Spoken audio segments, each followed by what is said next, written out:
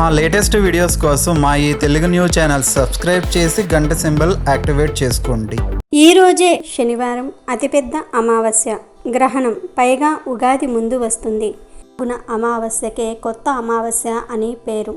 ఈ అమావాస్య శనివారంతో కలిసి వచ్చింది కనుక దీనినే శని అమావాస్య అని కూడా అంటారు. ఇది శనిదేవుడికి ఎంతో ఇష్టమైన రోజు.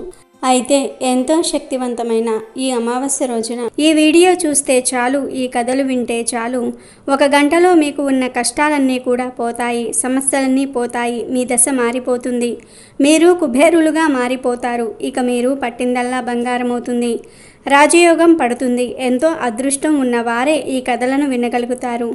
ఎంతో పుణ్యం చేసుకున్న వారే ఈ వీడియోను చూడగలుగుతారు. ఫ్రెండ్స్, ఫస్ట్ అయితే కామెంట్ బాక్స్లో ఓం నమః శివాయ అని కామెంట్ చేయండి.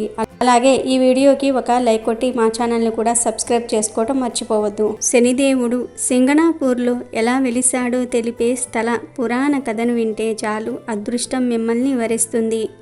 శనీశ్వరుడి అనుగ్రహం కలుగుతుంది. శనీశ్వరుడే ఐశ్వర్యాన్ని ఇస్తాడు. మీ జాతకం మారిపోతుంది. శనీశ్వరుడికి ప్రత్యేక దేవాలయాలు ఉండటం బహు అరుదు. ఒకవేళ ఉన్నప్పటికీ అవి కూడా వేళ్ల మీద లెక్క పెట్టుకోగలిగినవే. సాధారణంగా శనీశ్వరుడు మిగతా నవగ్రహాలతో పాటు అనేక దేవాలయాల్లో దర్శనమిస్తాడు. అయితే శనీశ్వరుడికి ఓ ప్రత్యేకమైన దేవస్థానంగా పేరెన్నికగన్న క్షేత్రం శని సింగనాపూర్. షిరిడీకి సుమారు 75 కిలోమీటర్ల దూరంలో ఉన్న ఈ దివ్య క్షేత్రంలో భక్తుల కోరికలు తీర్చే కొంగు బంగారంగా విరజిల్లుతున్నాడు శనిదేవుడు. ఇక్కడ శనిదేవుణ్ణి ఒక శిల రూపంలో పూజిస్తారు. అలా శిల రూపంలో పూజించటం వెనుక ఒక కారణం ఉంది. పూర్వం ఈ గ్రామం చాలా చిన్నది. ఈ గ్రామంలో గొర్రెల కాపరులు నివాసం ఉండేవారు. ఒకసారి ఈ గ్రామానికి సమీపంలోని పనస వంకకు భారీగా వరద వచ్చింది. వరద వచ్చిన తరువాత గొర్రెల కాపరుల పిల్లలు ఆడుకోవడానికి బయటకు వచ్చారు. పిల్లలు మట్టితో రాళ్లతో ఆడుకోవటం మొదలుపెట్టారు. అప్పుడు వారికి 2 నేరేడు చెట్ల మధ్య ఇరుక్కుని ఉన్న ఒక నల్లరాయి కనిపించింది. ఆ రాయితో కూడా ఆడుకుందామని వారు దానిని చెట్ల మధ్య నుండి తీయడానికి ప్రయత్నించారు. కానీ ఎంతలాగినా ఆ రాయి రాలేదు. అప్పుడు పిల్లలు చేతిలో ఉన్న కర్రలతో గట్టిగా రాయిని కొట్టారు. చివరికి బలంగా ఉన్న కర్రతో కొడుతూ ఉంటే అది ఆ రాయికి గుచ్చుకుంది. గుచ్చుకున్న ప్రాంతం నుంచి రక్తం రాసాగింది. రక్తాన్ని చూసి పిల్లలు భయంతో ఇళ్లకు పరుగులు తీసి తాము చూసిన సంఘటనను తల్లిదండ్రులకు వివరించారు. ప్రజలంతా వచ్చి పిల్లలు చెప్పిన నల్లరాయిని, ఆ రాయి నుండి కారుతున్న రక్తపు ధారలను చూశారు. చెట్ల మధ్య ఉన్న రాయిని ప్రజలు కదిలించి తమ గ్రామానికి తీసుకుని వెళ్ళడానికి విశ్వ ప్రయత్నాలు చేశారు. కానీ నల్లని రాయి కదలలేదు. దాంతో ప్రజలు గ్రామానికి తిరిగి వెళ్ళిపోయారు. అయితే అదే రోజు రాత్రి గ్రామ పెద్దకు శనిదేవుడు కలలోనికి వచ్చి తాను శనీశ్వరుడినని, తానే ఒక శిల రూపంలో తన గ్రామానికి వచ్చానని, ఎవరు పడితే వారు తీస్తే నేను అక్కడి నుండి కదలను అని, మామ అల్లుడు వరస కలిగిన వారు మామ అల్లునికి చెందిన నల్లని ఎద్దులు తీసుకొని వచ్చి మూర్తిని కదిలిస్తే గ్రామానికి వస్తానని, తనకు గ్రామంలో పూజలు చేయమని శనిదేవుడు గ్రామ పెద్దకు చెప్తాడు. అంతేకాదు శనిదేవుడు ఆకాశం మొత్తం తనకు నీడ అని, తనకు ఎటువంటి నీడ అవసరం లేదని, తాను బహాటకముగా ఉండుటకు ఇష్టపడతానని, కాబట్టి తమ ఊరిలో నాకు ఏ ఆలయ నిర్మాణము అక్కర్లేదని, రాయి రూపంలో ఉన్న తనకు ప్రతినిత్యము పూజ చేస్తూ శనివారాలలో శని త్రయోదశి, శని జయంతి వంటి పర్వదినాలలో తప్పకుండా తైలాభిషేకం చేయమని చెప్పాడు. అలాగే గ్రామ పెద్దకు శనిదేవుడు ఇంకొక విషయాన్ని కూడా చెప్తాడు. అదేమిటి అంటే తను స్వయంభూగా వెలిసిన ఆ పల్లెకు ఇక మీదట బందిపోటుల, దొంగల, దోపిడీదారుల, కన్నము వేసే దొంగల భయం ఎప్పటికీ ఉండజాలదని మాట ఇచ్చి అదృశ్యం అయ్యాడు. గ్రామ పెద్ద తనకు కలలో శనిదేవుడు చెప్పిందంతా కూడా ప్రజలకు చెప్పి, స్వామి కలలో చెప్పిన ఆజ్ఞ మేరకు నల్లని రాయిని మామ అల్లుడు చేత కదిలించి పైకి లేపి గ్రామానికి తీసుకుని వచ్చి ప్రతిష్ఠించినట్లుగా స్థల పురాణం చెప్తుంది.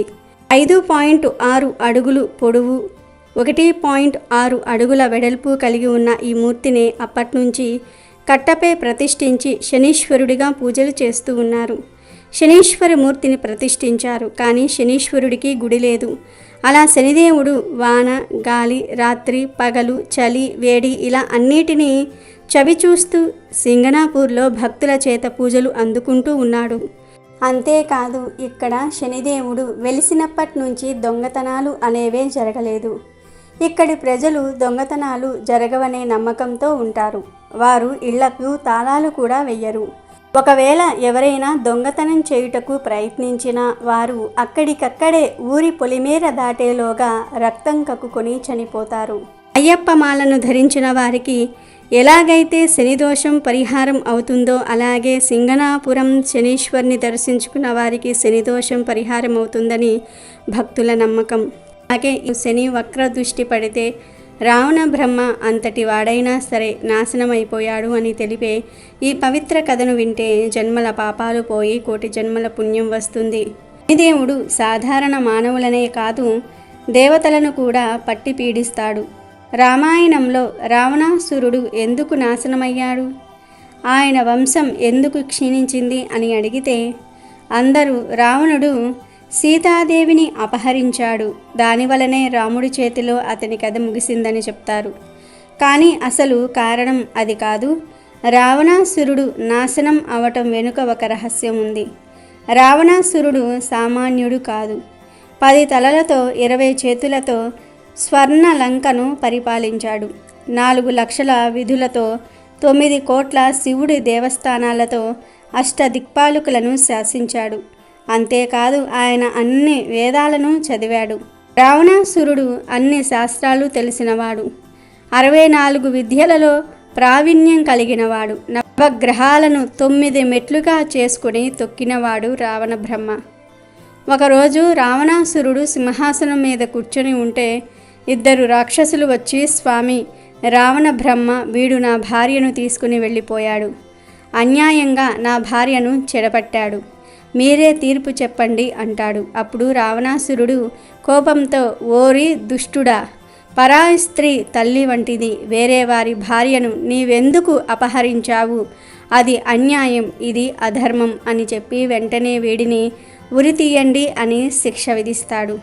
ఆ తర్వాత కాసేపటికి నారదుడు రావణుడి దగ్గరికి వస్తాడు. రావణాసురుడు సింహాసనం మీద కూర్చుని ఉంటాడు. నవగ్రహాలను బోర్లా పెట్టి వారి వీపులను తొక్కుతూ ఉన్నాడు.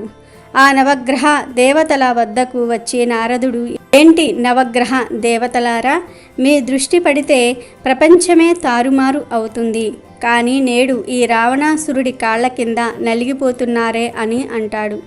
దానికి శనీశ్వరుడు ఇలా అంటాడు, నారద, మా వీపు మీద కాళ్ళు పెట్టి తొక్కటం కాదు, ఒక్కసారి మమ్మల్ని బోర్లా పడుకోబెట్టకుండా తిప్పి చూడమను, అప్పుడు మా ప్రతాపం చూపిస్తామని అంటాడు. వెంటనే నారదుడు రావణాసురుడికి ఈ విషయాన్ని చెప్తాడు. రావణాసుర, ఇది విను.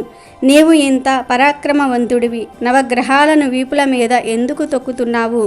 వాళ్ళ హృదయాల మీద కాళ్ళు పెట్టి తొక్కవచ్చు కదా, అప్పుడే నీ విలువ పెరుగుతుంది. ఎందుకంటే ఇది దొంగ దెబ్బతీసినట్టు అవుతుంది. గ్రహాలకు భయపడి నువ్వు వారిని బోర్లా పెట్టావు అని చాలామంది అనుకుంటున్నారు. దేవతలు కూడా అదే అనుకుంటూ ఉన్నారు అని అనగానే రావణాసురుడు ఇలా అంటాడు, నారద, నాకు ఎదురే లేదు.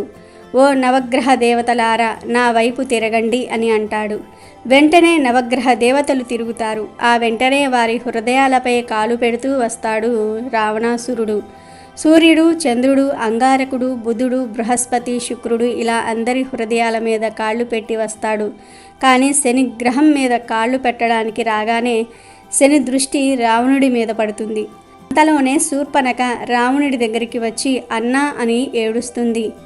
రావణుడు ఏమయ్యింది శూర్పణఖ అని అడిగితే, అరణ్యంలో రామలక్ష్మణులు ఉన్నారు. నా ముక్కు చెవులు లక్ష్మణుడు కోసి చేతిలో పెట్టాడు. రాముడి భార్య సీత చాలా అందంగా ఉంటుంది. అటువంటి అందమైన స్త్రీ నీకు భార్యగా ఉంటే బాగుంటుంది అని శూర్పణఖ అంటుంది. శని దృష్టి సోకటం వలన రావణాసురుడి బుద్ధి వక్రించి సీతాదేవిని అపహరిస్తాడు. ఆ తర్వాత రామలక్ష్మణుల చేతిలో రావణుడు మరణిస్తాడు. రాక్షస వంశం నాశనమైపోతుంది. శని దృష్టి పడటం వలన శాస్త్రాలు వేదాలు చదివినవాడు, 10 తలలు 20 చేతులు కలిగినవాడు, బ్రహ్మ వంశంలో జన్మించినవాడు, దేవతలను చిత్రహింసలు పెట్టిన అంతటి లంకాది రావణాసురుడికే వినాశనం తప్పలేదు. కాబట్టి శని దృష్టి అనేది అంత క్రూరమైనది. మనుషులు, దేవతలు ఎవరైనా శని దృష్టిలో పడితే కష్టాల పాలవుతారు. ఈ పాండవులు రాజ్యాన్ని పరిపాలిస్తున్న సమయం. అయితే రాబోవు కలియుగం ఎలా ఉండబోతుందో, ఆ కలియుగంలో మానవులు ఎలా ప్రవర్తిస్తారో అనే విషయం తెలుసుకోవాలనే కోరిక పాండవులకు కలిగింది. అప్పుడు పాండవులందరూ కలిసి శ్రీకృష్ణుని దగ్గరకు వెళ్ళి వారి మనసులో ఉన్న కోరికను చెప్పారు. అప్పుడు శ్రీకృష్ణుడు పాండవులతో ఇలా అంటాడు: నేను 5 బాణాలను అడవిలోనికి వేస్తున్నాను. మీరందరూ అడవిలో ఒక్కొక్కరు ఒక్కో వైపు వెళ్ళి 5 బాణాలను వెతికి తీసుకురండి. మీకు బాణం దగ్గర ఏదైనా కనబడితే వచ్చిన తర్వాత నాతో చెప్పండి. అప్పుడు నేను మీరు అడిగిన దానికి సమాధానం చెప్తాను అని అంటాడు. అప్పుడు పాండవులందరూ కూడా శ్రీకృష్ణుడికి నమస్కరించి బాణాలను వెతుకుతూ అడవిలోనికి బయలుదేరారు. ఆ 5 పాండవులు ఒక్కొక్కరు ఒక్కో దిశలోనికి వెళ్ళారు. మొదటిగా ధర్మరాజుకి బాణం దొరుకుతుంది. ఆ బాణం దగ్గర ఒక ఆశ్చర్యకరమైన సంఘటనను ధర్మరాజు చూస్తాడు. ధర్మరాజుకు ఒక ఏనుగు కనబడుతుంది. దానికి విచిత్రంగా 2 తొండాలు ఉంటాయి. దానిని చూసిన ధర్మరాజు ఎంతో ఆశ్చర్యపోతాడు. బాణం తీసుకుని తిరిగి కృష్ణుడి దగ్గరికి బయలుదేరతాడు. అర్జునుడికి కూడా బాణం దొరికింది. కానీ ఇంతలోనే ఒక మధుర గానం వినిపించి అటు తిరిగాడు. అప్పుడు అతనికి కూడా ఒక ఆశ్చర్యకరమైన సంఘటన కనపడింది. ఒక కోయిల మధురంగా పాడుతూ ఉంది. దాని రెక్కలపై వేదం అని రాసి ఉంది. ఆ కోయిల బ్రతికి ఉన్న ఒక కుందేలును పొడుచుకు తింటోంది. అది చూసి అర్జునుడు నివ్వెరపోయాడు. బాణం తీసుకుని తిరిగి కృష్ణుడి దగ్గరకు బయలుదేరాడు. ఇక భీముడికి కూడా బాణం దొరికిన చోట ఒక ఆశ్చర్యకరమైన సంఘటన కనపడింది. భీముడికి నిండుగా నీళ్లున్న 7 బావులు కనిపించాయి. ఆ బావుల మధ్య ఒక ఎండిపోయిన బావి కనిపించింది. నిండుగా నీళ్లు ఉన్న 7 బావుల మధ్యలో ఉన్న ఆ బావిలో నీళ్లు ఎందుకు లేవు, ఎందుకు పడలేదు అని ఆశ్చర్యపోయాడు. వెంటనే బాణం తీసుకుని తిరిగి శ్రీకృష్ణుడి దగ్గరకు బయలుదేరాడు. మరోవైపు నకులునికి కూడా బాణం దొరికిన చోట ఒక వింత సంఘటన కనబడింది. ఏమిటంటే ఒక ఆవు అప్పుడే పుట్టిన తన లేగదూడను గాయాలయ్యేంత విపరీతంగా నాకుతోంది. చుట్టూ ఉన్న జనం అది కష్టం మీద ఆవు దూడలను విడదీశారు. అది చూసి నకులునికి ఆశ్చర్యమేసింది. బాణం తీసుకుని నకులుడు కూడా వెనుదిరిగాడు. ఇక సహదేవునికి బాణం దొరికిన చోట ఒక సంఘటన కనిపించింది. అదేమిటంటే ఒక పర్వతంపై నుండి ఒక పెద్ద బండ దొర్లుతూ వస్తూ దారిలో ఉన్న చెట్లను పడవేస్తుంది. పెద్ద పెద్ద వృక్షాలు కూడా దాని వేగాన్ని ఆపలేకపోయాయి. కానీ ఆ రాయి దొర్లుతూ వచ్చి ఒక చిన్న మొక్క దగ్గర ఆగిపోయింది. అది చూసిన సహదేవునికి ఏమీ అర్థం కాలేదు. బాణం తీసుకుని కృష్ణుడి దగ్గరకు బయలుదేరాడు. తర్వాత పాండవులందరూ ఒక దగ్గర చేరి తాము చూసిన విషయాలను శ్రీకృష్ణుడికి చెప్తామని అతని దగ్గరకు బయలుదేరారు. పాండవులందరూ కలిసి శ్రీకృష్ణుని దగ్గరకు చేరి అతనికి నమస్కరించారు. అప్పుడు కృష్ణుడు పాండవులతో మీరు చూసిన విషయాలు ఏంటో చెప్పండి అని అడుగుతాడు. అప్పుడు మొదటిగా ధర్మరాజు ఇలా చెప్తాడు: శ్రీకృష్ణ, నేను బాణం దగ్గర మొట్టమొదటిసారిగా 2 తొండములు కలిగిన ఏనుగును చూశాను. దానిని చూసి నాకు చాలా ఆశ్చర్యం కలిగింది. ఇంతకు ముందెన్నడూ ఇలాంటి వింతను నేను చూడలేదు. దాని గురించి వివరించి చెప్పండి అని అడుగుతాడు. దానికి శ్రీకృష్ణుడు ధర్మరాజుతో ఇలా అంటాడు: ఓ ధర్మరాజా, నీకు కనిపించిన ఈ దృశ్యానికి కలియుగానికి సంబంధం ఉంది. కలియుగంలో మానవులు 2 ముఖాలు ఉన్నట్లుగా ప్రవర్తిస్తారు. వారు ఒకటి చెప్తారు, మరి ఒకటి చేస్తారు. వారు బయటకు ఒక విధంగా చెప్పి లోపల మనసులో మాత్రం వేరే విధంగా ఆలోచిస్తారు. కలియుగం వీరి రాజ్యమే నడుస్తుంది.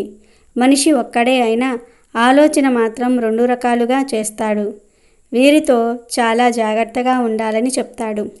తర్వాత అర్జునుడు ఇలా అడుగుతాడు: శ్రీకృష్ణ, నేను చూసింది ఇంకా ఆశ్చర్యంగా ఉంది. నేను బాణం తీసుకునే ప్రదేశంలో ఒక కోయిల రెక్క మీద వేదం అని రాసి ఉంది. ఆ కోయిల మధురమైన గానం చేస్తూ జీవించి ఉన్న కుందేలును పొడుచుకుని తింటూ కనిపించింది. సాక్షాత్తు సరస్వతీదేవినే మరిపించే ఆ కోయిల ఇంత వికృత చేష్టలు ఎలా చేయగలుగుతుంది అంటూ తనకు కలిగిన సందేహాన్ని కృష్ణ భగవాన్ వారి దగ్గర వ్యక్తం చేశాడు అర్జునుడు. అప్పుడు కృష్ణుడు ఈ విధంగా సమాధానమిచ్చారు: అర్జున, కలియుగంలో సరస్వతీదేవిని మెప్పించి విద్యావంతులు అయిన విద్వాంసులు తెలివైన వారు తమ జ్ఞానాన్ని సక్రమంగా వినియోగం కాకుండా అమాయక ప్రజలను, చదువురాని పేదవారిని మాయమాటలు చెప్తూ దోచుకుంటారు అని ఆ పక్షిలాగా వాళ్లను పీక్కు తింటారు, కోయిలలాగా తీయని మాటలు చెప్తూ వారిని వేధిస్తారు అని శ్రీకృష్ణుడు సమాధానమిచ్చాడు. అదేవిధంగా తర్వాత భీముడు ఇలా అడుగుతాడు, శ్రీకృష్ణ, నేను వెతికిన బాణం ఉన్న చోట నాకు 7 బావులు కనిపించాయి. ఈ 7 బావులలో 6 నిండుగా నీరు ఉంది, కానీ మధ్యలో ఒక బావిలో ఒక్క చుక్క నీరు కూడా లేదు. ఒకే నేలపై ఉన్న ఈ 7 బావుల్లో ఇదేం తేడా అంటూ భీముడు తన సందేహాన్ని శ్రీకృష్ణుడికి తెలియజేస్తాడు. భీముని ప్రశ్నకు సమాధానంగా కృష్ణుడు ఇలా చెప్తాడు, భీమ, కలియుగంలో ఉన్నవాడు మరింత ధనవంతుడవుతాడు, పేదవాడు మరింత నిరుపేదగా మారి కటిక దరిద్రాన్ని అనుభవిస్తాడు. ధనవంతుల మధ్యలో ఉన్న కూడా పేదవాడు ఎన్నడూ ఎప్పుడూ పేదవాడిగానే ఉంటాడు. దానికి సంకేతమే ఈ బావులు అని శ్రీకృష్ణుడు వెల్లడిస్తాడు. ఆ తరువాత నకులుడు శ్రీకృష్ణుణ్ణి ఇలా అడుగుతాడు, శ్రీకృష్ణ, నాకు బాణం దొరికిన చోట ఒక ఆవు దూడపై అతి ప్రేమ చూపిస్తూ నాలుకతో నాకుతుంది. ఆవు ప్రేమ ఎలా ఉంది అంటే ఆ ఆవును నాకటం వల్ల ఆ దూడకు గాయాలు అయ్యి రక్తం కారిపోతుంది. ఏంటి ఈ విపరీతమైన ప్రేమ అని శ్రీకృష్ణుణ్ణి అడగగా కృష్ణుడు ఇలా చెప్తాడు, నకుల, యుగంలో రాను రాను తల్లిదండ్రులకు పిల్లల మీద అధిక ప్రేమ ఎక్కువై ఆ పిల్లలు సోమరులుగా తయారు చేస్తారు. వాళ్ళు చూపించిన అతి ప్రేమ వలన పిల్లలు అభివృద్ధి ఆగిపోయి సోమరులుగా తయారయ్యి భూమికి భారంగా మారుతారు. జీవితంలో బాధ్యతల గురించి తెలుసుకోకముందే వారికి చిన్న వయసులోనే పెళ్లి చేస్తారు. ఈ కలియుగంలో కొడుకుపై తల్లిదండ్రులకు ఎలాంటి హక్కులు ఉండవు. కేవలం భార్యకు మాత్రమే పూర్తి హక్కులు ఉంటాయి. కలియుగంలో తల్లిదండ్రులు పిల్లలపై చూపే అతి ప్రేమకు ఆవు దూడలు చిహ్నాలు అని నకులునికి సమాధానమిస్తాడు శ్రీకృష్ణుడు. ఇక చివరివాడైన సహదేవుడు శ్రీకృష్ణుణ్ణి ఎలా అడుగుతాడు, శ్రీకృష్ణ, నాకు బాణం దొరికిన చోట ఒక పెద్ద పర్వతం నుండి ఒక భారీ బండరాయి దొర్లుకుంటూ కింద పడటం కనిపించింది. ఆ బండరాయి బరువుకు వేగానికి అడ్డు వచ్చిన పెద్ద పెద్ద వృక్షాలు సైతం నేలమట్టం అయిపోతున్నాయి. కానీ ఒక చిన్న మొక్క దగ్గరకు రాగానే ఆ బండరాయి తనంతట తాను ఆగిపోయింది. అది చూసి నేను ఆశ్చర్యానికి లోనయ్యాను. పెద్ద పెద్ద వృక్షాలకు ఆపటం సాధ్యం కాని పని ఒక చిన్న మొక్కకు ఎలా సాధ్యమైందని శ్రీకృష్ణుణ్ణి అడుగుతాడు సహదేవుడు. సహదేవుడు అడిగిన ప్రశ్నకు శ్రీకృష్ణుడు ఈ విధంగా సమాధానమిస్తాడు, సహదేవ, కలియుగంలో మానవులు విచక్షణను కోల్పోతాడు. తన పతనానికి తానే కారణమవుతాడు. మహావృక్షాలు వంటి అతని అధికార బలం, ధనబలం ఇవేమీ అతని పతనాన్ని ఆపలేవు. కానీ చిన్న మొక్క వంటి భగవంతుని నామస్మరణ మానవుడు వినాశనం కాకుండా ఎల్లప్పుడూ కాపాడుతుంది. దీనికి సంకేతమే నువ్వు చూసిన దృశ్యం అని వివరిస్తాడు. కలియుగంలో ఎవరైతే అధర్మాన్ని పాటిస్తారో వారు జాలి, దయ లేకుండా అమాయకులను పీడించుకు తింటూ వాళ్ళు మాత్రమే సుఖంగా ఉంటారు. భగవంతుణ్ణి నమ్మేవారి సంఖ్య గణనీయంగా తగ్గిపోతుంది. నాస్తికులు పుట్టకుక్కుల్లాగా పెరిగిపోతూ ఉంటారు. మనిషి ఆయుర్దాయం అనేది 16 సంవత్సరాలకు పడిపోతుంది. 8 సంవత్సరాల వయసులోనే ఆడవారు పిల్లలకు జన్మనిస్తారు అంటూ కలియుగంలో జరగబోయే సత్యాలను పాండవులకు వివరిస్తాడు శ్రీకృష్ణుడు. మహాభారతంలో శ్రీకృష్ణుడు చెప్పిన ఈ విషయాలు ఈ కలియుగంలో మనం చూస్తూనే ఉన్నాం. అందుకే మహాభారతాన్ని పంచమ వేదంగా చెప్తారు. మహాభారతంలో ఎన్నో జీవిత సత్యాలను తెలియజేసే విషయాలు కూడా ఉన్నాయి. నిర్మాల్య దోషం అంటే ఏమిటి, దాని వలన ఏం జరుగుతుందో తెలిపే పురాణ కథను వింటే జన్మ జన్మల పాపాలు పోయి 1,000,000 జన్మల పుణ్యం వస్తుంది. ఒకసారి భరద్వాజ మునీంద్రుడు సూతుణ్ణి ఇలా అడిగాడు, సూత, దేవపూజ చేసిన పువ్వును నిర్మాల్యం అంటారు. దానిని గురించి కథ ఏదైనా చెప్పవయ్యా అని అన్నాడు. మంచి విషయం అడిగావు, చెప్తా విను అని సూతుడు భరద్వాజుడితో ఇలా చెప్పాడు. పూర్వం చంద్రవంశపు రాజులలో సంతనుడు అని ఒక రాజు ఉండేవాడు. ఆయన చాలా దొడ్డవాడు. అతడు దాన ధర్మాలకు, దైవభక్తికి ఎంత పేరు పొందినవాడో బల పరాక్రమాలకు, చల్లని పరిపాలనకు అంత పేరు పొందాడు. అతని మంచితనానికి బహుమతిగా ఇంద్రుడు మంచి రథం కూడా ఒకటి ఇచ్చాడు. మంచి రోజు చూసి దానిని అధిరోహించాలని అనుకుని దానిని రథశాలలో ఉంచాడు సంతనుడు. సంతనుడు నారదముని ముఖతః నరసింహస్వామి మహిమ విని భక్తి శ్రద్ధలతో స్వామిని ఆరాధిస్తూ ఉండేవాడు. ఒకనాడు ఉదయం కాలం ముహూర్తం బాగుందని దైవజ్ఞుడు చెప్పగా దేవదత్తమైన దివ్య రథం ఎప్పుడు ఎక్కుతానా అనే తపనతో ఉన్నవాడు గనుక త్వరగా స్వామి పూజ చేసి బయటికి వచ్చాడు. రథశాలకు వెళ్ళి రథాన్ని బయటకు తెప్పించాడు. చుట్టూ 3 ప్రదక్షిణ నమస్కారం చేసి రథం ఎక్కాడు. కానీ రథం అంగుళం మేర అయినా సరే కదలలేదు. సంతనుడు తెల్లబోయి కిందికి దిగాడు. రథకారుల్ని రప్పించి లోపం ఏమిటో చూడమని ఆతృతగా అడిగాడు. వాళ్ళు చాలా దీక్షగా చూసి ఈ రథంలో ఏ లోపమూ లేదు ప్రభు అని చెప్పారు. అప్పుడు రాజు అయితే రథాన్ని నడపండి అన్నాడు. వాళ్ళు ప్రయత్నించారు కానీ ప్రయోజనం లేకపోయింది. రథం కదలలేదు. సంతనుడి ఉత్సాహం నీరు కారింది. అప్పుడు సంతనుడు వెలవెలలాడుతూ అంతఃపురానికి వెళ్ళిపోయాడు. అక్కడ దిగులుగా కూర్చొని ఇష్టదైవాన్ని స్మరిస్తూ ఉండగా నారదుడు వచ్చాడు. సంతనుడు నారదునికి సవినయంగా ఆతిథ్యమిచ్చి రథ వృత్తాంతం చెప్పి రథం కదలకపోవడానికి కారణమేమిటో తెలుపమన్నాడు. అప్పుడు నారదుడు ధ్యానం చేసి విషయం తెలుసుకున్నాడు.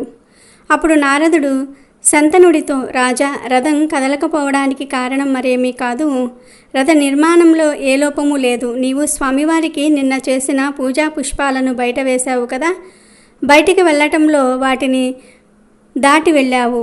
నిర్మాల్యాన్ని ఎవరి కాళ్లకు తగలని విధంగా ఒక మూలగా వెయ్యాలి. వాటిని దాటడం వల్ల వచ్చిన దోషం నీ రథ గమనాన్ని కొట్టింది.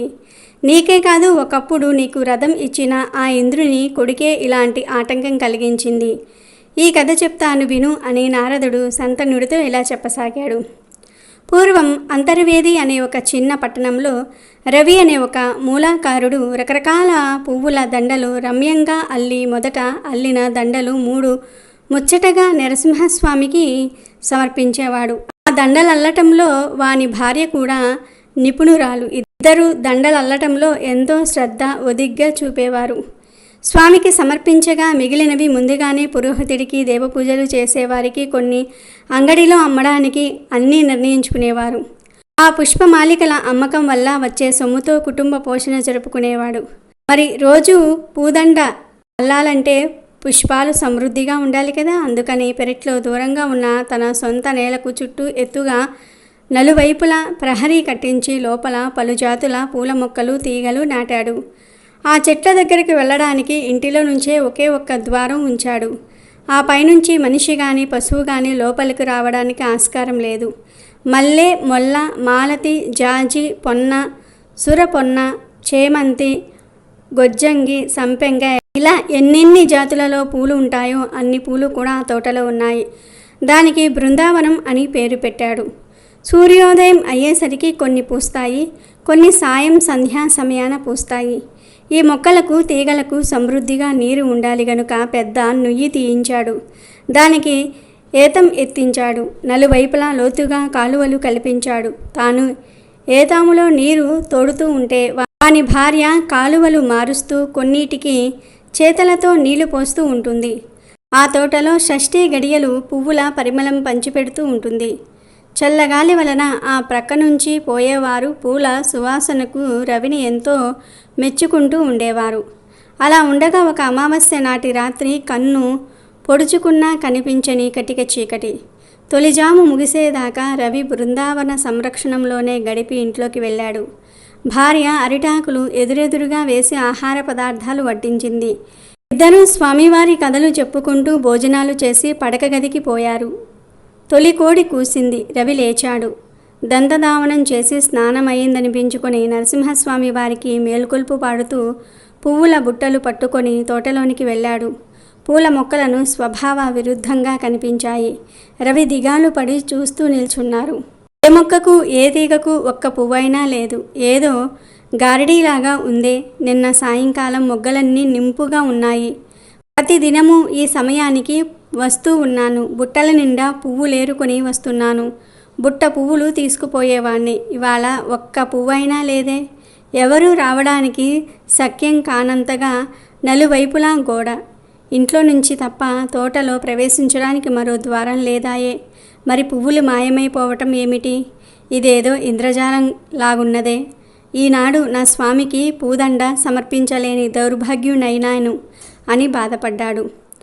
కళాకాంతి లేని ముఖంతో ఇంటిలోనికి పోయి భార్యతో చెప్పాడు. వింతగా ఉందని ఆమె వచ్చి చూసింది. ఆశ్చర్యం వెనుదిరిగి వచ్చి నోట మాట లేకుండా నరసింహస్వామి విగ్రహానికి సాష్టాంగ నమస్కారం చేసి లేచింది. ఈ తప్పు ఎవరిదో, స్వామివారే సెలవియ్యాలి అని ఒక్క మాట అన్నది.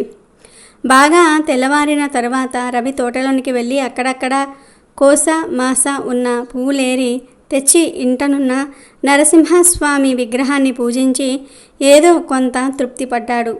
ఆ రాత్రి స్వామిని ప్రార్థించి రవి పక్క మీద వాలాడు. కొంతసేపటికి నిద్ర పట్టింది. అర్ధరాత్రి అయి ఉంటుంది. కలలో స్వామి కనిపించి, విచారించకులే రవి, ఈనాడు నన్ను పూజించిన పువ్వులు తీసుకుని వెళ్ళి తోటకు ఆవల వేసిరా.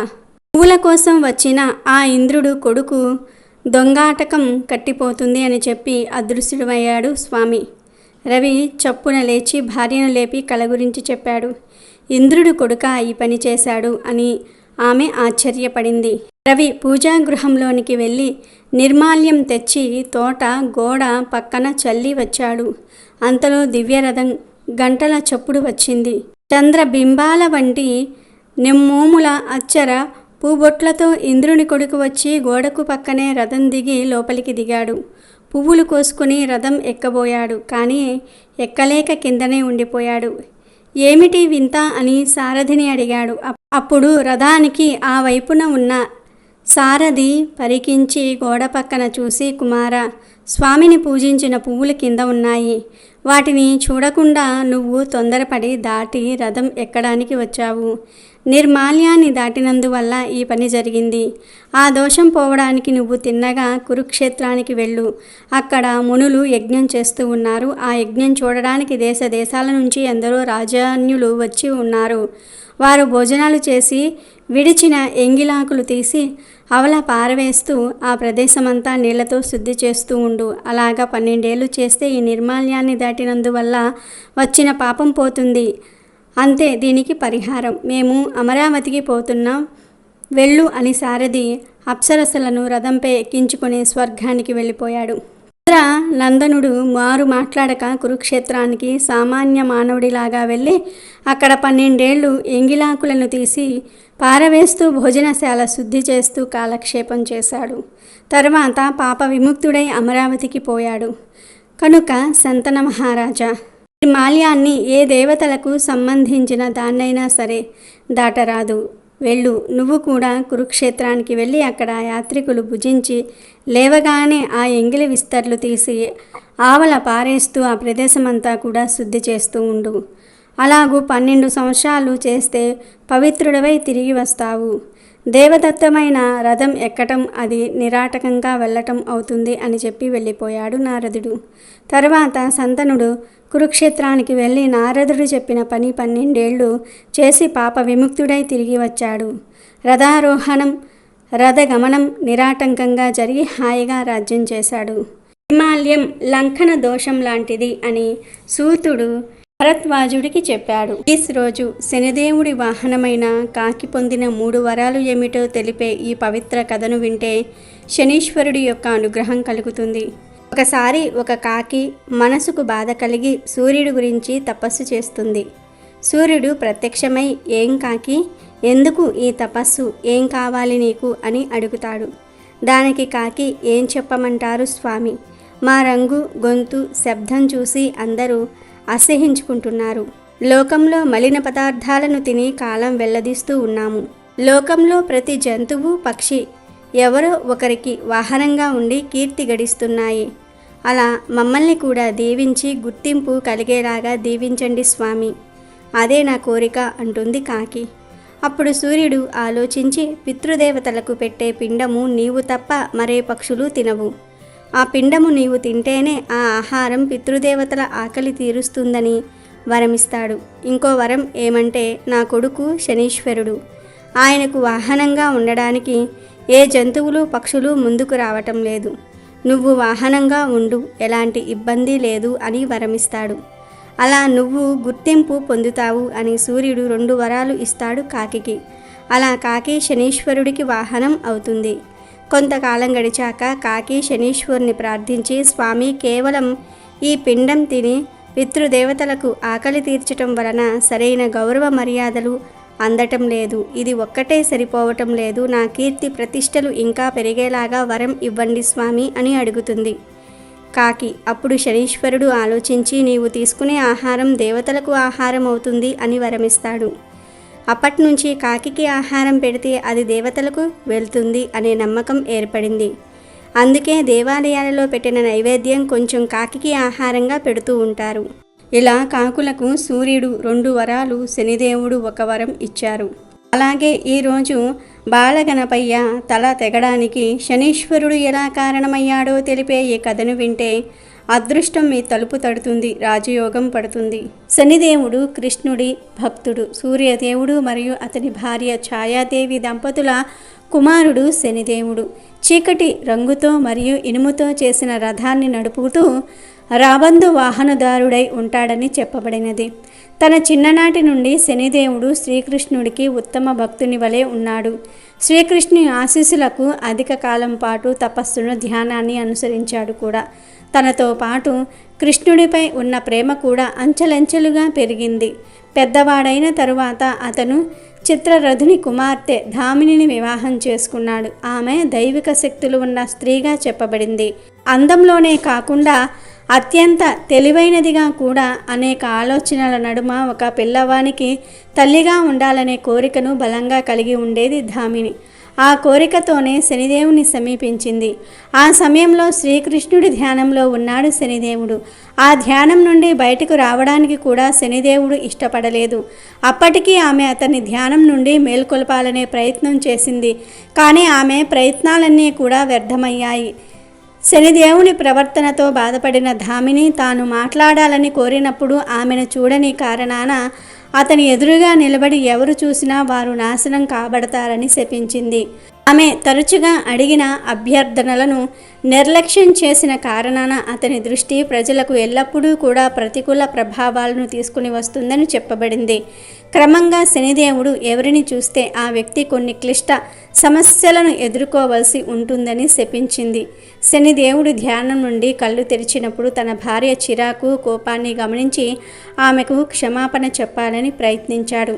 క్రమంగా ఆమె దానిని అర్థం చేసుకొని శాపం ఇచ్చినందుకు విచారం వ్యక్తం చేసినప్పటికీ శాపం యొక్క ప్రభావాలను రద్దు చేయగల శక్తులు ఆమెకు లేని కారణంగా ఆ శాపం కొనసాగించబడుతోంది. అయినప్పటికీ తన భక్తులు కాపాడాలని కోరుకుంటున్న కారణంగా వారిని చూడకుండా ఎల్లప్పుడూ కూడా తల దించుకునే ఉండాలని నిర్ణయించుకున్నాడు శనిదేవుడు.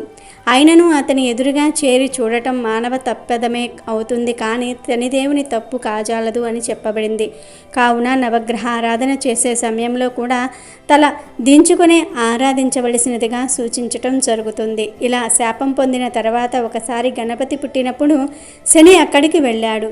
గణేశుడు అవతరించగానే ఆ బాలుని చూడడానికి ఎందరెందరో దేవతలు పార్వతీ పరమేశ్వర్ల ఇంటికి వస్తూ ఉండేవారు. అలా అచట ముచ్చటైన బాలుని చూసి ఆశీర్వదించి అంతా కూడా ఆనందంగా వెళ్తూ ఉండేవారు.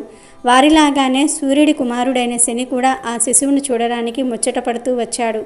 అయితే శని అందరిలాగా తల ఎత్తుకొని కాక తల దించుకుని నేల చూపులు చూస్తూ వచ్చాడు. అతడు అలా రావడానికి ముందు గోలోకంలో ఉన్న శ్రీకృష్ణుని మనసారా స్తుతించాడు. అలాగే ఆయన పక్కనే ఉన్న శ్రీహరిని, బ్రహ్మదేవుణ్ణి, శంకరుణ్ణి, ధర్మదేవతను, సూర్యుణ్ణి, ఇతర దేవతలందరినీ కూడా వినయంగా స్తుతించి నమస్కరించి ఆ తర్వాతనే శిశురూపంలో ఉన్న గణపతిని చూడడానికి బయలుదేరాడు. ఆయన ముందుగా పార్వతీదేవి అంతఃపురం ముందున్న శూలహస్తుడైన విశాలాక్షుడు అనే ఒక శివ కింకరుడి దగ్గరకు వచ్చి తలదించుకునే ఆ కంకరుడితో తానెవరో చెప్పి తనను లోపలికి పంపమన్నాడు. విశాలాక్షుడు శనేశ్వరుని లోపలికి అనుమతించాడు. శని లోపలికి వెళ్ళేసరికి పార్వతీదేవి రత్న సింహాసనం మీద కూర్చొని ఉంది. 5-6 పరిచారికులు తెల్లని వింజుంబరాలు వీస్తూ సేవిస్తూ ఉన్నారు. రత్నభూషణాలను అలంకరించుకున్న ఆమె ఒళ్ళో శిశురూప గణపతి ఉన్నాడు. అందరూ ఆ తల్లి బిడ్డలను చూసి పలకరించి వెళ్తూ ఉన్నారు. రత్న సింహాసనం మీద ఉన్న పార్వతీదేవి దూరంగా తల దించుకుని నిలుచున్న శనీశ్వరుని చూసింది. ఆమెకు ఆయన ఒక్కడే అలా చాలాసేపటి నుంచి తల దించుకుని ఉండడం విచిత్రం అనిపించింది. అలా ఉండడానికి కారణమేమిటో చెప్పమని అంది. అప్పుడు శని అది తన కుటుంబానికి సంబంధించిన విషయమని, అయినా సరే జగత్తంతటికీ కూడా తల్లి లాంటి దానివైన పార్వతీదేవి అడిగినప్పుడు చెప్పటమే ఎంతో మేలైన విషయమని అంటూ తన స్వవిషయాన్ని వివరంగా పార్వతీదేవికి ఇలా చెప్పాడు. తాను సూర్యుడి కుమారుడినని, తనకు యుక్త వయసు రాగానే సూర్యుడు చిత్రరథుడి కుమార్తెతో తనకు వివాహం చేశాడని అన్నాడు. తాను చిన్నప్పటి నుంచి నిరంతరం శ్రీహరినే ధ్యానిస్తూ ఉండేవాడినని, హరి ధ్యానమే తప్ప వేరొకటి తెలియదని, తనకు మళ్ళీ తనలాగే భక్తి పరురాలైనటువంటి భార్య దొరికినందుకు ఆనందించానన్నాడు. తన భార్య కూడా ఎప్పుడూ అలా ధ్యానంలోనే ఉండేదని, అయితే ఓసారి ఆమె ఋతుస్నాత అయి సంతానార్థం తన దగ్గరకు వచ్చి నిలిచినా తాను ఆమె వైపు కనీసం చూడలేదన్నాడు. అందుకు ఆమెకు బాగా కోపం వచ్చి ఆనాటి నుంచి తాను ఎవరి అయినా సరే నేరుగా ఎవరిని చూస్తే ఎదురుగా వారు నశిస్తారని శపించిందని పార్వతీదేవికి శనీశ్వరుడు చెప్పాడు. ఆ తర్వాత ఆమెను తాను ప్రసన్నురాలను చేసుకున్న ఆ శాపం మాత్రం విముక్తి కాలేదని, తాను ఎవరి వైపు నేరుగా చూస్తే వారు నశిస్తున్నారు గనుక అదో దృష్టితో కాలం గడుపుతూ ఉన్నానన్నాడు శనీశ్వరుడు. పార్వతీమాత ఆ మాటలు విని శని పరిస్థితికి బాధపడింది. అయినా జరిగేదంతా కూడా భగవతేచ్ఛే ప్రకారం కర్మను అనుసరించి జరుగుతూ ఉంటాయి కదా, మరేమీ ఇబ్బంది లేదు, మా ఇద్దరి వంక నీవు చూడవచ్చు అని పార్వతీదేవి శనితో అంది. శని ఒకవేళ అలా చూడకపోతే ఆమెకు కోపం వచ్చి శపిస్తే మళ్ళీ ఎక్కడ ఆ శాపాన్ని అనుభవించాలో అని భయపడి ఆ తల్లి ఒళ్ళో ఉన్న శిశువు వంక చూశాడు శని. ఆ మరుక్షణంలోనే ఆ శిశువు తల తెగి గోలోకంలోని శ్రీకృష్ణుడిలో లీనమయ్యింది. శని చెప్తున్న విషయాన్ని పట్టించుకోక పార్వతీమాత అలా పుత్ర శోకానికి గురైంది. శోకిస్తున్న ఆమెను ఓదార్చి శ్రీహరి గజ శిరస్సును తెచ్చి మళ్ళీ గణపతికి ప్రాణ ప్రతిష్ఠ చేశాడు. ఈ కథ సందర్భంలో శని అదో దృష్టికి సంబంధించిన ఆమె భార్య శాపం, అలాగే పార్వతీసుతుడు గణపతికి గజాననం రావడానికి సంబంధించిన విషయాలు ఉన్నాయి. ఈరోజు శనిదేవుణ్ణి అవమానిస్తే ఎలాంటి దుష్ట ఫలితాలు కలుగుతాయో తెలిపే కథను వింటే గ్రహ దోషాలు పోతాయి, శనిదేవుడి అనుగ్రహం లభిస్తుంది. పూర్వం ఉజ్జయిని ప్రాంతాన్ని విక్రమాదిత్యుడు అనే రాజు పరిపాలిస్తూ ఉండేవాడు. విక్రమాదిత్య మహారాజు నవరాత్రిని చాలా గొప్పగా వైభవంగా జరుపుకుంటూ ఉన్నాడు.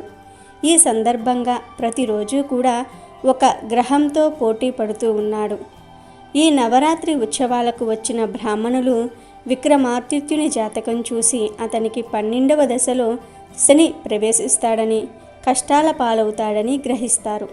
ఇక నవరాత్రులలో ప్రతిరోజు ఒక గ్రహంతో పోటీ పడుతున్న విక్రమాదిత్యుడికి చివరి రోజు శనితో పోటీ పడాల్సి వస్తుంది. బ్రాహ్మణులు శని యొక్క శక్తులు, భూమిపై ధర్మాన్ని నిలబెట్టడానికి అతని పాత్రతో సహా అతని గొప్పతనాన్ని విక్రమాదిత్యునికి వివరిస్తారు. అయితే బ్రాహ్మణులు చెప్పిన దానికి విక్రమాదిత్యుడు సంతృప్తి చెందలేదు. ఇతడు కష్టాలు కలిగిస్తాడని, మంచి చేయడని, నేను నా శక్తినే నమ్ముతా అని, శనిని నమ్మనని అక్కడకు వచ్చిన వేలాది మంది ప్రజల ముందు శని గురించి అనరాని మాటలు అంటాడు. దానితో శనిదేవునికి ఆగ్రహం వచ్చింది. శనిదేవుడు విక్రమాదిత్యతో నువ్వు నన్ను మొక్కేలాగా చేస్తాను, నువ్వు నన్ను పూజించేలాగా చేస్తాను అని సవాలు చేస్తాడు. శనిదేవుడు అక్కడి నుండి వెళ్ళిపోయాక విక్రమాదిత్యుడు ప్రజలతో ఇదంతా కూడా నమ్మవద్దని, నేను బలవంతుణ్ణి, అదృష్టవంతుడిని అని, నాకు దేవతలే అందరి ఆశీర్వాదం ఉన్నదని, నేను శనిదేవుడి గొప్పతనం అంగీకరించనని, ఏం జరగాలో అదే జరుగుతుందని సవాలును స్వీకరిస్తున్నట్లుగా ప్రజల ముందు చెప్తాడు. ఇలా ఉండగా ఒకరోజు గుర్రాలను విక్రయించే వ్యక్తి విక్రమాదిత్యుని రాజభవనంలోనికి ప్రవేశించాడు. అతను విక్రమాదిత్యునితో ఇలా అంటాడు, మీ రాజ్యంలో నా గుర్రాన్ని కొనే మొనగాడు ఉన్నాడా అంటాడు. దానికి విక్రమాదిత్యుడు నీ గుర్రం ప్రత్యేకత ఏమిటో ముందు చెప్పమన్నాడు. దానికి విక్రయించే వ్యక్తి ఇలా అంటాడు, ఈ గుర్రం ఒక్క గెంతులో పైకి ఎగురుతుంది మరియు రెప్పపాటులో భూమిని చేరుతుంది అని చెప్తాడు. అంతేకాదు ఈ గుర్రం ఆకాశంలో ఎగరగలదు, భూమిపై అతివేగంగా పరిగెత్తగలదని చెప్తూ ఉంటాడు. విక్రమాదిత్యుడు ఆ మాటలు నమ్మలేదు. సరే, నువ్వు చెప్పే మాటలు నమ్మబుద్ధి కావటం లేదు. నేను ఒక్కసారి నీ గుర్రంపై సవారీ చేసి అది నిజమైతే ఎంత ధరకు అయినా సరే కొంటాను అంటాడు. దానికి విక్రయించే వ్యక్తి సరేనని ఒప్పుకుంటాడు. వెంటనే విక్రమాదిత్యుడు గుర్రంపై కూర్చుని గుర్రాన్ని అదిలిస్తాడు. అతను చెప్పినట్లు గుర్రం విక్రమాదిత్యుని ఆకాశంలోనికి తీసుకుని వెళ్ళింది. సరేనని మళ్ళీ భూమిపైకి రావాలని విక్రమాదిత్యుడు గుర్రాన్ని అదిలించాడు. కానీ అది అలా చేయకుండా విక్రమాదిత్యుణ్ణి చాలా దూరం తీసుకుని వెళ్ళి ఎక్కడో తెలియని కారడవిలో పడేసి వెళ్ళిపోతుంది. విక్రమాదిత్యునికి బాగా గాయాలు అయ్యాయి. అతని రాజ్యానికి వెళ్ళడానికి దారి కూడా తెలియక ఆ దట్టమైన అడవిలో నడుస్తూ వెళ్ళసాగాడు. అప్పుడు విక్రమాదిత్యుడు ఆ గుర్రపు విక్రయదాత శనిదేవుడే అని మనసులో అనుకుంటూ ఉన్నాడు. ఆ అరణ్యంలో వెళ్ళేటప్పుడు బందిపోటు దొంగలు గుంపుగా వచ్చి అతనిపై దాడి చేసి అతని ఆభరణాలు, కిరీటం తీసుకుని తీవ్రంగా కొడతారు. ఈ విధంగా విక్రమాదిత్యుడు అరణ్యం సమీపంలో ఒక నగరానికి చేరుకుంటాడు. ఆ నగరంలో ఒక చెట్టు కింద కూర్చుని ఉంటాడు. అతనికి భరించలేని ఆకలి వేస్తుంది. ఆ చెట్టు ఎదురుగా ఒక దుకాణం ఉంది. అతను ఆ చెట్టు కింద కూర్చున్న రోజు నుండి దుకాణదారుడికి అమ్మకాలు బాగా పెరిగాయి. దుకాణదారుడు దీనిని గ్రహించి అతన్ని రోజు ఇంటికి తీసుకుని వెళ్ళి ఆహారం పెట్టసాగాడు. ఒకరోజు దుకాణదారుడు తన కుమార్తెను అతనికి ఇచ్చి వివాహం చేయాలని నిర్ణయించుకొని ఇంటికి తీసుకువెళ్తాడు. అతను రాత్రి నిద్రిస్తున్న సమయంలో అతని కూతురు విక్రమాదిత్యుని దగ్గరకు వెళ్తుంది. అతను మేల్కుంటే మాట్లాడాలని ఎదురు చూస్తూ వంటిపై ఆభరణాన్ని తీసి పక్కన పెట్టి అతని దగ్గర నిద్రపోతుంది. ఆ ఆభరణాన్ని బాతు మింగటం విక్రమాదిత్యుడు చూస్తాడు. కానీ కూతురు లేచి చూచినప్పుడు తన ఆభరణం కనిపించకపోయేసరికి తండ్రిని పిలిచి ఇతనే దొంగతనం చేశాడని చెప్తుంది. దుకాణదారుడు విక్రమాదిత్యుని తన రాజ్యంలోని రాజు దగ్గరకు తీసుకుని వెళ్తాడు. రాజు జరిగింది విచారించి విక్రమాదిత్యుని కాళ్ళు చేతులు నరికి ఎడారిలో విడిచిపెట్టాలని ఆదేశిస్తాడు. అలా విక్రమాదిత్యుడు రక్తం కారుతూ కదలడానికి కూడా కష్టపడుతూ ఎడారిలో ఉన్నప్పుడు అతన్ని తన రాజ్యానికి సంబంధించిన ఒక యువతి చూస్తుంది. ఆమె అతని దగ్గరకు వెళ్ళి గుర్రం మీద మీరు ఎగిరిపోయాక మీరు కనిపించక ఉజ్జయిని రాజ్యంలో ప్రజలు చాలా బాధపడుతూ ఉన్నారు అని చెప్తుంది. కాళ్ళు చేతులు నరికి వేసినందుకు బాధపడి మీరు మా ఇంట్లో ఉండండి, మా అత్తమామలకు జరిగిందంతా కూడా చెప్తాను అని వాళ్ళ ఇంట్లో ఉంచుతుంది. అక్కడ విక్రమాదిత్యుడు పనిలో ఉన్నప్పుడు ఒకరోజు కొవ్వొత్తి గాలికి ఆరిపోతుంది. అతను దీపరాగం పాడి కొవ్వొత్తిని వెలిగిస్తాడు. ఆ రాగం శక్తివంతమైనది కావున ఆ నగరంలోని కొవ్వొత్తులన్నిటినీ కూడా వెలిగిస్తుంది. అప్పుడే ఆ దేశ యువరాణి ఆ నగరంలో దీపరాగంతో ఎవరైతే దీపాన్ని వెలిగించారో అతన్ని నేను పెళ్లి చేసుకుంటాను అని శపథం చేస్తుంది. ఆ పాట పాడింది ఒక వికలాంగుడు అని తెలుసుకుని ఇంతకు ముందు దొంగతనం నేరం కింద శిక్ష అనుభవించిన వాడు ఇప్పుడు నా కుమార్తెను పెళ్లి చేసుకోవడానికి వచ్చాడని రాజు ఆగ్రహించి అతని తల నరికేందుకు కత్తి ఎత్తుతాడు. ఆ సమయంలో విక్రమాదిత్యుడు ఇవన్నీ కూడా శని యొక్క శక్తి కారణంగా జరుగుతూ ఉన్నాయని గుర్తించి అతను చనిపోయే ముందు శనిని భక్తితో ప్రార్థిస్తాడు. అతను తన తప్పును అంగీకరించి శనిని క్షమాపణ కోరతాడు. వెంటనే శనిదేవుడు ప్రత్యక్షమై అతనికి అతని ఆభరణాలను, కాళ్ళు చేతులను మరియు అన్నిటినీ కూడా తిరిగి ఇస్తాడు. అప్పుడు విక్రమాదిత్యుడు తాను అనుభవించిన ఆ కష్టాలను సాధారణ ప్రజలకు ఇవ్వవద్దని శనిని ప్రార్థిస్తాడు. దానికి శనిదేవుడు మంచివారికి ఎన్నడూ కూడా కష్టాలు కలిగించనని, చెడ్డ పనులు చేసేవారికి, ప్రజల్ని బాధించేవారికి నేను మిక్కిలి అపాయకారినని, వారిని మానసికంగా శారీరకంగా బాధిస్తానని చెప్తాడు. అదేవిధంగా నా అనుగ్రహానికి పాత్రులైన వారిని అందలం ఎక్కిస్తానని కూడా చెప్తాడు. ఇదంతా కూడా చూసిన ఆ దేశపు రాజు తన కుమార్తెను విక్రమాదిత్యునికి ఇచ్చి వివాహం చేయడానికి అంగీకరిస్తాడు. దుకాణదారుడు కూడా అప్పుడే అక్కడకు వచ్చి బాతు ఆభరణాన్ని నోటి ద్వారా వదిలేసిందని చెప్తాడు. అతను కూడా విక్రమాదిత్యునికి తన కూతుర్ని ఇస్తాడు. విక్రమాదిత్యుడు ఉజ్జయిని దేశానికి తిరిగి చేరుకుంటాడు.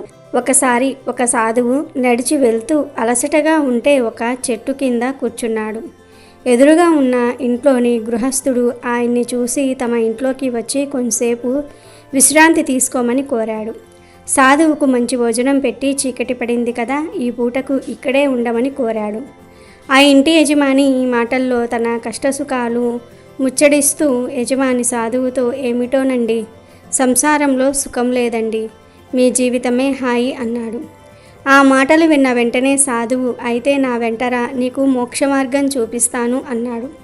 అప్పుడు యజమాని కంగారు పడుతూ, అలా ఎలా కుదురుతుంది, పిల్లలు చిన్నవాళ్ళు, వాళ్లను పెంచి పెద్ద చెయ్యాలి కదా అన్నాడు. ఇక సాధువు ఏమీ మాట్లాడలేదు. మరునాడు వెళ్ళిపోయాడు. కొన్ని సంవత్సరాలు గడిచాయి. ఆ సాధువు మరలా అదే మార్గంలో వస్తూ ఆ ఇంటిని చూసి ఆగాడు. ఆయన్ని చూసి యజమాని మళ్ళీ సాదరంగా ఆహ్వానించి అతిథి మర్యాదలు చేశాడు. యజమానితో మాట్లాడుతూ ఉన్న సమయంలో సాధువు ఇలా అన్నాడు, పిల్లలు పెద్దవాళ్ళు అయ్యారు కదా, నా వెంటరా, నీకు మోక్షం మార్గం చూపిస్తాను అని అన్నాడు. అప్పుడు యజమాని తడబడుతూ, ఇప్పుడే కాదు స్వామి, పిల్లలు స్థిరపడాలి, వాళ్ళ పెళ్ళిళ్ళు చేయాలి అన్నాడు. అప్పుడు మరునాడు వెళ్ళిపోయాడు ఆ సాధువు. ఇంకొన్ని సంవత్సరాలు గడిచాయి. ఆ సాధువు మరలా అదే మార్గంలో వస్తూ ఆ ఇంటిని చూసి ఆగాడు. ఆయన్ని చూసి యజమాని మళ్ళీ సాదరంగా ఆహ్వానించి అతిథి మర్యాదలు చేసినాడు. సాధువు అదే మాట మళ్ళీ అడిగాడు. ఈసారి యజమాని కొంచెం విసుగ్గా, పిల్లలకు డబ్బు విలువ తెలియదు, అందుకను నేను దాచిందంతా కూడా ఆ చెట్టు కింద పాతిపెట్టాను, వీలు చూసుకొని చెప్తాను, ఒక పెద్ద ఇల్లు కట్టాలి, మీలాగా నాకు ఎలా కుదురుతుంది అన్నాడు. ఇక సాధువు మారు మాట్లాడకుండా వెళ్ళిపోయాడు. ఇంకా కొన్ని సంవత్సరాలు గడిచాయి. సాధువు మళ్ళీ అదే మార్గంలో వస్తూ ఆ ఇంటి వంక చూడకుండా వెళ్ళిపోతూ ఉండగా ఆ యజమాని కొడుకు గమనించి సాధువును లోనికి ఆహ్వానించాడు.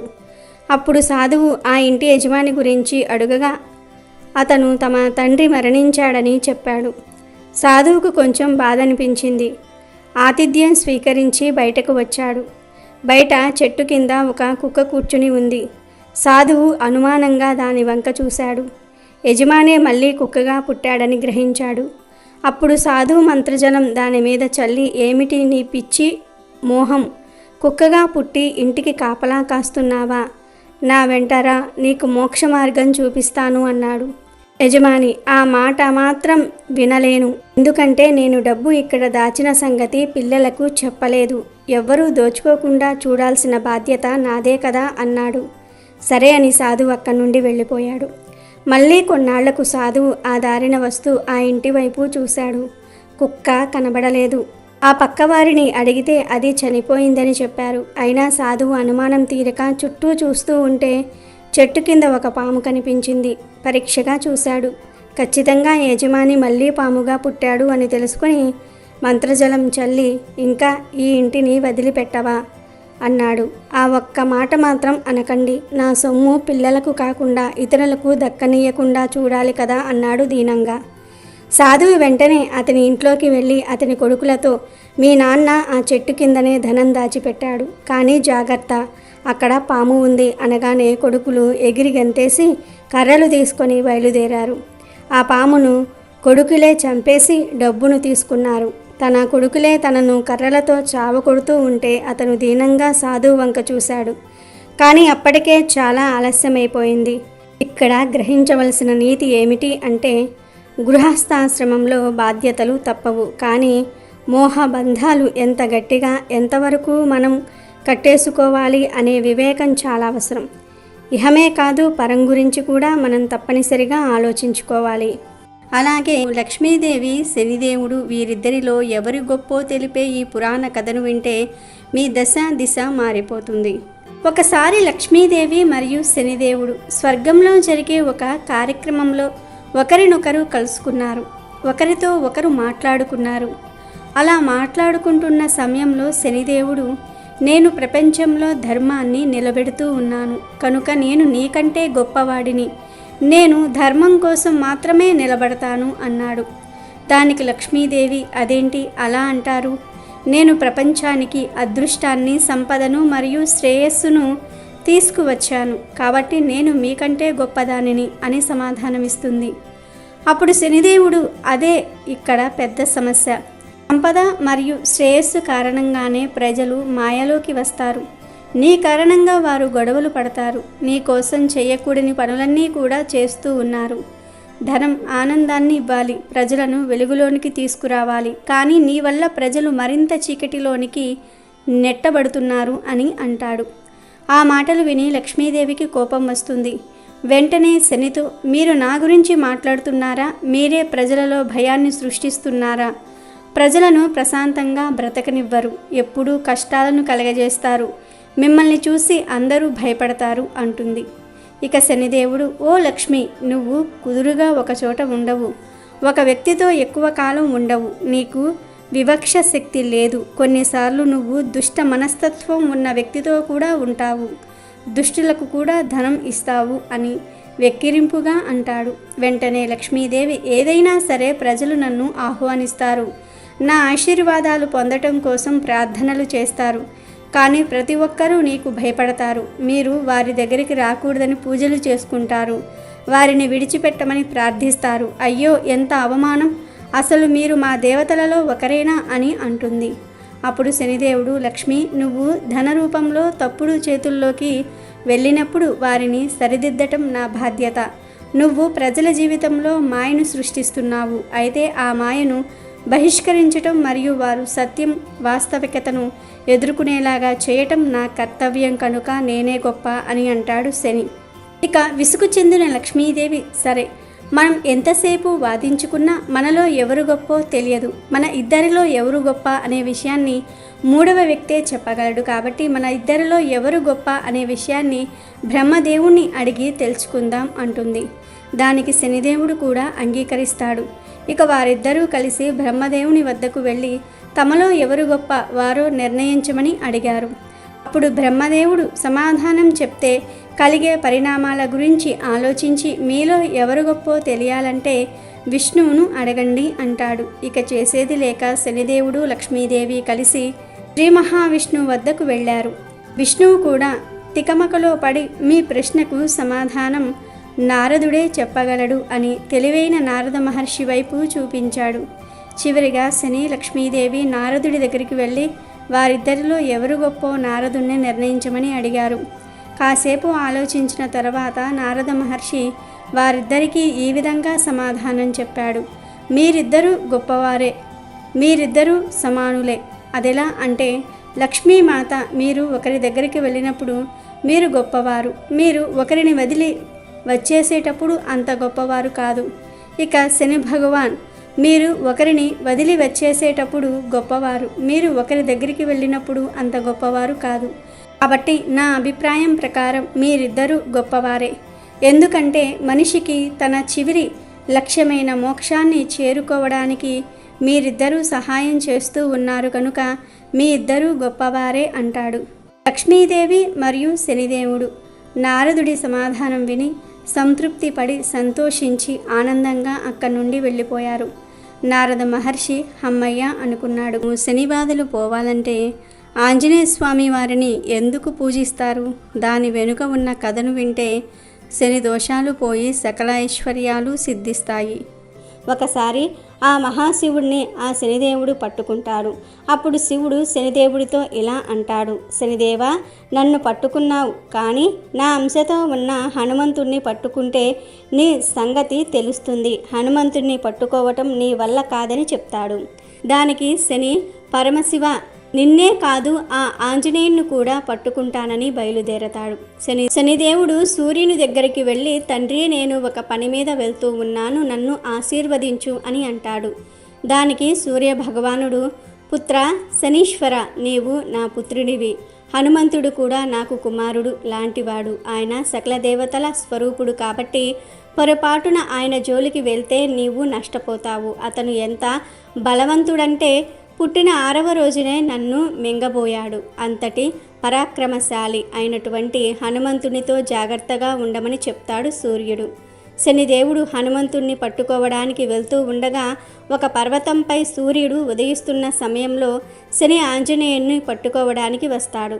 ఆ సమయంలో హనుమంతుడు రామనామం స్మరిస్తూ ఉండగా శని హనుమంతుని దగ్గరకు వచ్చాడు. వచ్చి, హనుమంతా, నేను నీ నెత్తి మీద 7.5 సంవత్సరాలు కూర్చుంటాను అని అడిగినప్పుడు దానికి హనుమంతుడు, నేను ముసలివాడిని అయిపోయాను, నాకు శక్తి లేదు, నన్ను పట్టుకోవడానికి ఎందుకు వచ్చావు అని అడుగుతాడు. దానికి శని, నేను శివుడితో నిన్ను పట్టుకుంటానని చెప్పాను, నేను శనిగ్రహాన్ని, నిన్ను పట్టుకుంటే నీవు భ్రష్టుడవు అవుతావు అని అంటూ శని హనుమంతుణ్ణి భుజాలపైకి ఎక్కి తన ప్రభావం చూపే ప్రయత్నం చేయగా ఆంజనేయుడు అమాంతం తన బాహుబలంతో శనీశ్వరుని నిలిపివేస్తాడు. ఆ బాధను భరించలేక శని హనుమంతుణ్ణి వేడుకుంటాడు, తనను వదిలేయమని. అలాగే ఏలినాటి శని సమయంలో నిన్ను పూజించిన భక్తులకు నా నుంచి ఎలాంటి ఇబ్బందులు ఉండవని శని హనుమంతుడితో చెప్తాడు. కనుక ఈరోజు రాత్రి 12 లోపు ఈ వీడియో చూస్తే చాలు, ఈ కథలు వింటే చాలు, శని భగవానుడి అనుగ్రహం కలుగుతుంది. శనీశ్వరుడే మిమ్మల్ని కుబేరులుగా మార్చేస్తాడు. మీకు ఉన్న కష్టాలన్నీ కూడా పోతాయి. ఈరోజు ఈ కథలను వింటే జన్మజన్మల పాపాలు పోయి కోటి జన్మల పుణ్యం వస్తుంది. సకల ఐశ్వర్యాలు కలుగుతాయి. రాజయోగం పడుతుంది. పట్టిందల్లా బంగారం అవుతుంది. ఇక మీ దశ దిశ మారిపోతుంది. వీడియో నచ్చితే లైక్ చేయండి, షేర్ చేయండి, బట్ సబ్స్క్రైబ్ చేసుకోవడం మర్చిపోవద్దు.